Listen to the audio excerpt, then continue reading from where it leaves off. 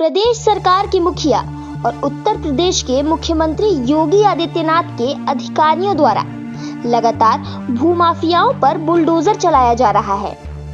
इसी कड़ी में बिजनौर के इस्लामपुर दास रोड पर अवैध रूप से मुजफ्फरपुर के रहने वाले डॉक्टर विकास वीर की पुश्तैनी जमीन पर बिजनौर के रहने वाले दबंग और भूमाफिया दीपक, सरोज बाला और छत्रपाल सहित अन्य लोगों द्वारा रात के अंधेरे में खेती की जमीन पर कब्जा करके डॉक्टर विकास के पुश्तैनी मकान को गिरा दिया गया। डॉक्टर विकास द्वारा उच्च अधिकारियों से शिकायत करने पर प्रशासन ने पुलिस भेजकर निर्माण कार्य को रुकवा दिया है।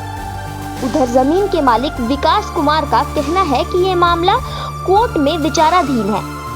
इस जमीन को लेकर न्यायालय द्वारा खेती की जमीन पर यथास्थिति बनाए रखने का पत्र जारी है।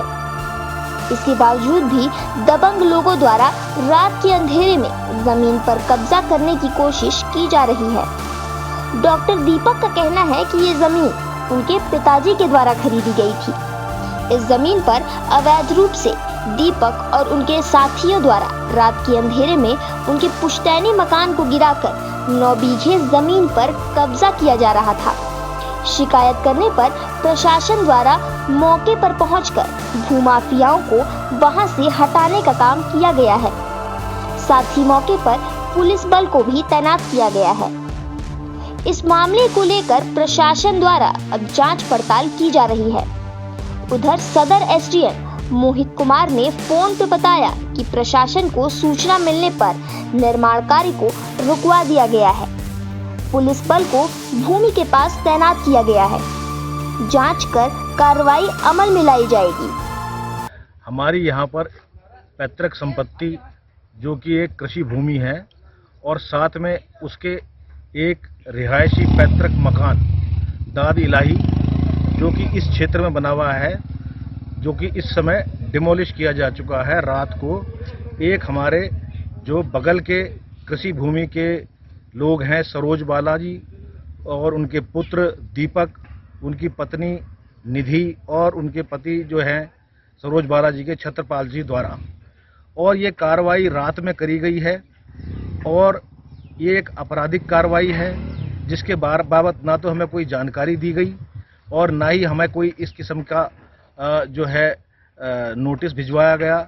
एक पुरातन डोल मंदी का विवाद यहाँ चल रहा था जिस पर कि मुकदमा विचाराधीन है एसडीएम कोर्ट में, एडीएम कोर्ट में और कमिश्नरी में। कल ही कमिश्नरी के द्वारा आदेश भी हुआ है कि जो है यहाँ पर तमाम जो पैमाइश है उस सब को रुकवाया जाए और जो यथास्थिति है उसे बनाए रखा जाए।